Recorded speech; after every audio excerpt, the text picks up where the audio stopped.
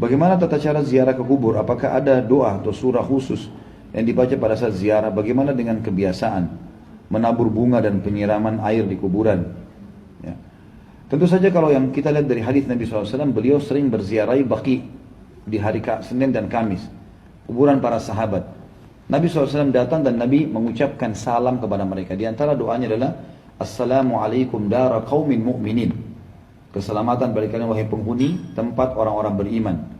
Dalam satu riwayat dikatakan antumus sabiqun nahnu insyaallah bikum lahiqun. Kalian telah mendahului kami dan kami akan menyusul kalian. Ghafarallahu mustaqdimina minkum wal mustakhirina minna. Semoga Allah memaafkan orang-orang yang terdahulu di antara kalian dan orang yang menyusul di antara kami, gitu kan? Maka ini doa dan Nabi SAW sering mendoakan mereka. Allahumma ighfir lahum warhamhum wa'afihim wa'fu anhum. Maafin mereka ya Allah, rahmati mereka ya Allah, gitu kan?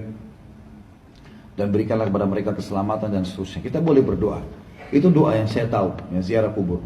Kalau masalah menyiram dengan air, menabur bunga, belum pernah ada riwayat ini.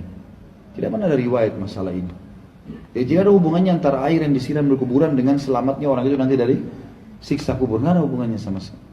Sama dengan orang berlebihan memasang marmer, pakai pagar, pakai kelambu.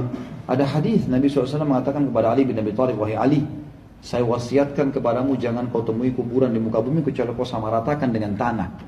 Jadi seperti taman makam pahlawan itu sebenarnya kuburan ideal. Jadi rata sama tanah, cuma kotak saja begitu. Itu memang seperti itu sunnahnya Nabi SAW semestinya. Kalau kita kan luar biasa besar bangunan segala macam. Ada riwayat lain yang kata Nabi SAW, hai Ali, jangan kamu biarkan bangunan kuburan tinggi dan jangan kamu warnahi atau dikapuri dan jangan ditulisi. Larangannya memang begitu. Kalau kita kan tulis tahun wafatnya, tanggal wafat segala macam. Ini lama-lama kalau dibiarkan tulis juga tanggal lahirnya nanti. Dihindari saja. Yang penting adalah kita tahu orang tua kita sudah meninggal, kita doakan. Perbanyak amal soleh Bapak Ibu sekalian. Perbanyak amal soleh. Siapa ada masjid lagi dibangun, sedekahkan atas namanya dia. Biar tidak disebutin, Allah sudah tahu. Dalam hati kita niat. Beli Al-Quran taruh di masjid, niat untuk orang tua kita yang sudah meninggal. Ada kesempatan haji umroh, kita haji dan umrohkan buat mereka, gitu kan? Ada ilmu yang bermanfaat yang mereka pernah sampaikan, kita sebarkan ilmu itu. Sebagaimana sabda Nabi SAW, kalau anak Adam meninggal dunia terputus sumber pahalanya kecuali dari 3, gitu kan?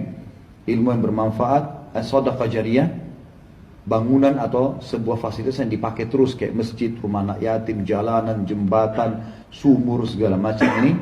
Maka itu termasuk Umar bin Khattab pernah membeli kuda dan ditulis wakaf.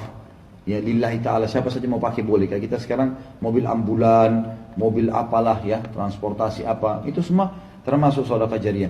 Ilmu bermanfaat atau anak soleh yang mendoakan. Dalam riwayat lain masalah haji dan umrah. Pernah ada sahabat yang mau haji sama Nabi SAW, dia bilang, labbaik Allahumma hajjan an syubrumati. Aku niat haji untuk syubrumah. Syubrumah keluarga yang sudah mati. Kata Nabi, hajjta an nafsik, kau pernah haji buat dirimu? Dia bilang belum ya Rasulullah. Kata Nabi, huj an nafsik, thumma huj an syubrumati. Haji dulu buat dirimu, baru haji buat kerabatmu yang sudah meninggal. Berarti boleh kita kerjakan. Nah, batasi diri kita di amal-amal ini yang pernah Nabi perintahin. Cukup untuk itu, gitu kan? Allahu a'lam, yang kita tahu. Jadi yang menaburi bunga ini betul tidak pernah ada contoh. Maka lebih amannya seorang muslim masuk ke zona yang aman. Kalau meja ini kita bagi dua Bapak Ibu sekalian. Zona aman dalam ibadah yang ada perintahnya, ada contohnya. Aman. Bapak Ibu ada contoh kerjaan, tidak ada kita tinggalkan. Zona yang tidak aman adalah zona yang menebak-nebak. Oh ini kan baik. Yang penting baik. Bisa diterima bisa enggak loh. Jadi nebak-nebak. Kenapa kita masuk ke zona ini? Buang-buang waktu dan umur kita dan uang kita gitu. Untuk apa? Tapi sekali lagi, kalau tetap ada yang mau buat silahkan saja. Gitu kan.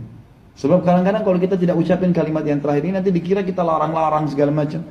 Sudah disampaikan, cerna, kalau masuk akal terima, enggak ya enggak masalah. Ya, orang yang mau terima silahkan, tidak mau terima ya. Allah mengatakan faman syaa'a falyu'min wa man syaa'a falyakfur. Yang mau beriman silahkan, yang tidak mau, yang mau kufuri silahkan.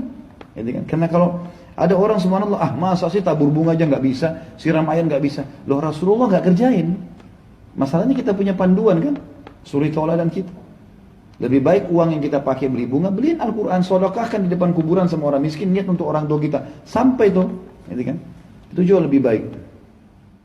Beberapa catatan penting dari ziarah kubur. Pertama, Dibolehkan untuk duduk di samping kubur ketika mengambil ibrah dan perenungan.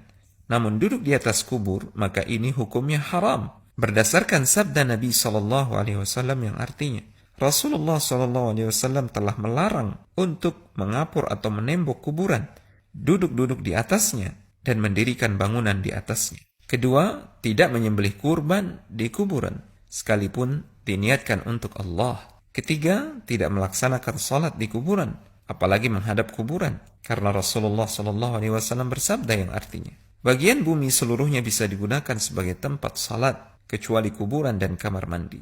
Keempat, jangan bepergian jauh ke kuburan tertentu yang dianggap keramat untuk mencari berkah, karena tradisi ini bisa menjerumuskan kaum muslimin ke jurang kesyirikan, na'udzubillah. Yang disyariatkan adalah ziarah ke pekuburan umum yang terdekat atau kuburan keluarga dan kerabat. Rasulullah SAW bersabda yang artinya, jangan kalian bersusah payah melakukan perjalanan demi mencari berkah, kecuali hanya ketiga masjid saja, Masjidil Haram, Masjid Rasul, yaitu Masjid Nabawi, dan Masjidil Aqsa. Kelima, termasuk yang dilarang oleh para ulama adalah melakukan ziarah kubur dengan mengkhususkan waktu-waktu tertentu tanpa landasan dalil yang sahih, seperti mengkhususkan bulan Ramadan, hari Jumat, setelah salat Id, dan lain-lain, dengan keyakinan waktu-waktu tersebut lebih mendatangkan pahala atau keberkahan, padahal tidak ada satupun dalil tentang hal ini. Yang benar, ziarah kubur bisa dilakukan kapan saja. Tidak ada pengkhususan waktu dari syariat. Keenam, tidak ada contoh dari Nabi SAW dan para sahabat bahwa mereka membaca Al-Quran saat melakukan ziarah kubur. Di antara dalil yang menguatkan hal ini adalah hadis Abu Hurairah radhiyallahu taala anhu yang mengisyaratkan bahwa kuburan bukanlah tempat membaca Al-Quran. Rasulullah SAW bersabda yang artinya, jangan kalian jadikan rumah kalian seperti kuburan.